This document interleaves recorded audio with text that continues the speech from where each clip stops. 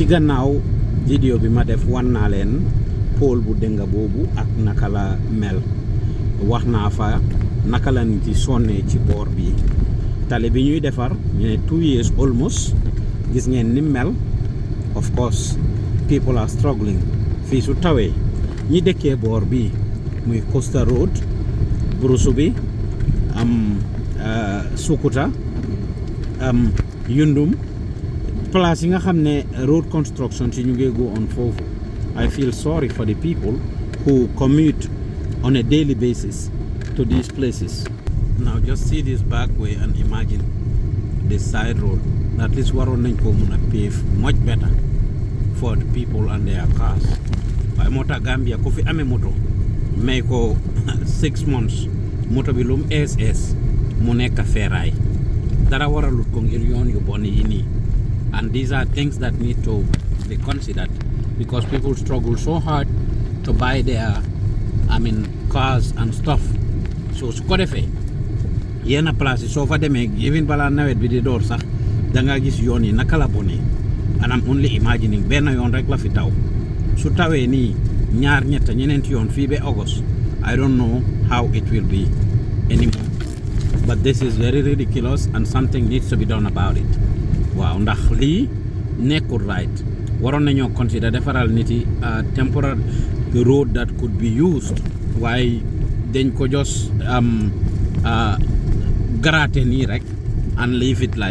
it like this. You know, if you make life hard for people you get them to do things that they would not typically want to do.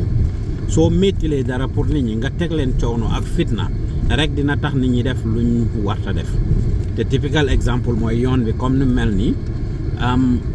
place yu bari da ngaa dem gis nit ñi ñu ngi ci kaw tali bi because nit yi duñ amee seen moto yi ba pare di daw ak moom ci yoon yu bon yi nii mu ko yàqa te tali bi pare na lu si bari du yëpp moo pare but a good part of it is ready. So I see cars driving on it. Right now sax actually there is one driving on it right now as we speak all the way ci kanam nele. I wish ma mënoon koo zoom but you will see people driving on it. Trucks yaa ngi nele. Well, you can see them driving. You can see that truck. Gis nga truck yi xeer boobu gis nga borom rider boobu gis nga van yi ñu ngi nele di dawal foofu. So people will be driving on it even though it is said that kenn waru faa dawal but da nga gis ay nit di drive si kaw tali bi gis ngeen truck bi ñëw nii as well mu ngi noonu di fa dawal soo méttilee nit ñi stuff rek dafa tax pour ñu jéem a def loo xam ne dafa jalgati loi bi te fekka système bi moo leen ko def loo ñu just si coono bi nga xam ne nit yi moom dañoo daj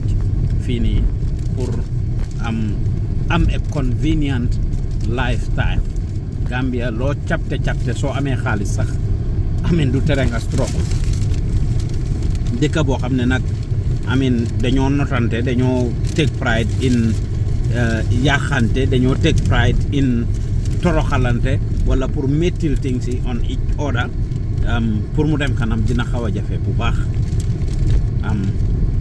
kon man li ma gis Banjul neexuma te lu mën a xarit dinaa ko wax en tant que doomi réew